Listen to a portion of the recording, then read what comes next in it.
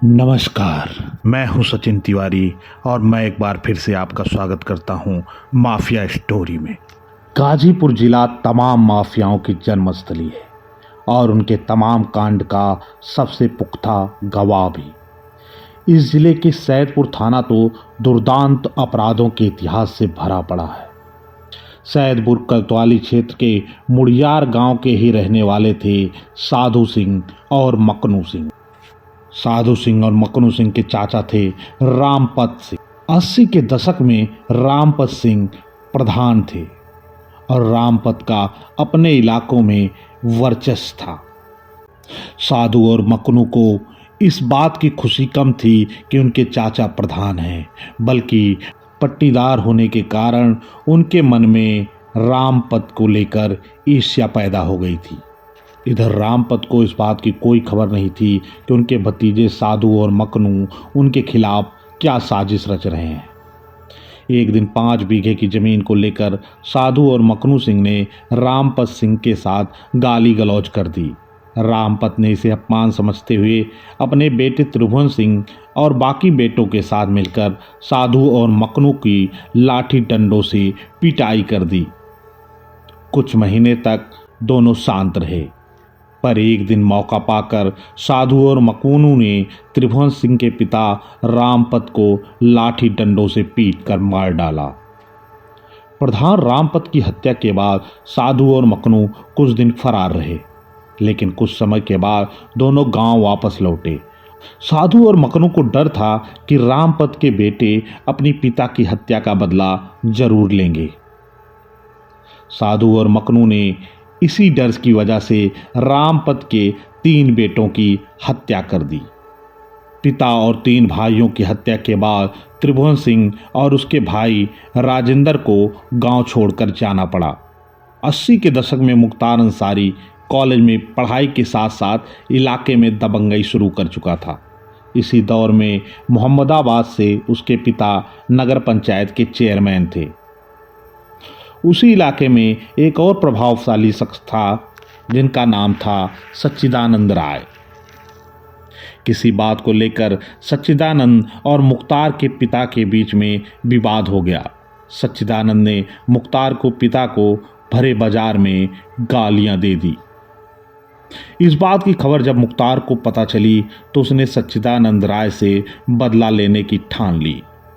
लेकिन मोहम्मदाबाद में राय बिरादरी काफ़ी प्रभावशाली और जनसंख्या में ठीक ठाक थे, जिसकी वजह से मुख्तार इस सोच में पड़ गया कि इस मुश्किल काम को अंजाम कैसे दिया जाए।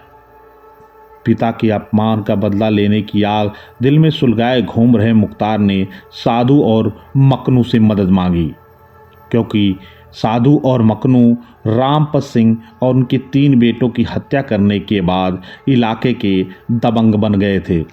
साधु और मकनू सिंह ने मुख्तार के पीठ पर अपना हाथ रख दिया। मुख्तार ने साधु सिंह और मकनू सिंह की मदद से सच्चिदानंद राय की हत्या कर दी। इसके बाद मुख्तार उन्हें अपना आपराधिक गुरु मानने लगा। लेकिन अब वक्त आ गया था गुरु दक्षिणा देने का। साधु और मकनू ने मुख्तार के सामने एक ऐसा प्रस्ताव रखा जिसने पूरे पूर्वांचल में सबसे खौफनाक आपराधिक इतिहास की नींव रख दी। सैदपुर के पास मेदिनीपुर में छत्रपाल सिंह और रणजीत सिंह के नाम के 2 भाई रहते थे। दोनों भाई क्षेत्र में दबंग छवि के थे, लिहाजा साधु और मकनू को ये बात अखर रही थी कि उनके इलाके में एक दूसरा दबंग बड़ा हो रहा था। साधु और मकनू पूरे इलाके में अपना वर्चस्व स्थापित करना चाह रहे थे। छत्रपाल और रणजीत सिंह साधु और मकनू की आंखों में खटकने लगे। वर्चस्व की जंग में कुर्बानी का वक्त आ गया था। साधु और मकनू ने एक दिन मुख्तार को बुलाया और उनसे कहा कि रणजीत सिंह की हत्या कर दो। एक बार तो ये सुनकर मुख्तार हिल गया, लेकिन आपराधिक गुरुओं ने पहली बार उससे कुछ काम कहा था, लिहाजा मुख्तार इसे इनकार नहीं कर सका। यह मुख्तार के लिए अपने गुरु को देने की गुरुदक्षिणा भी थी।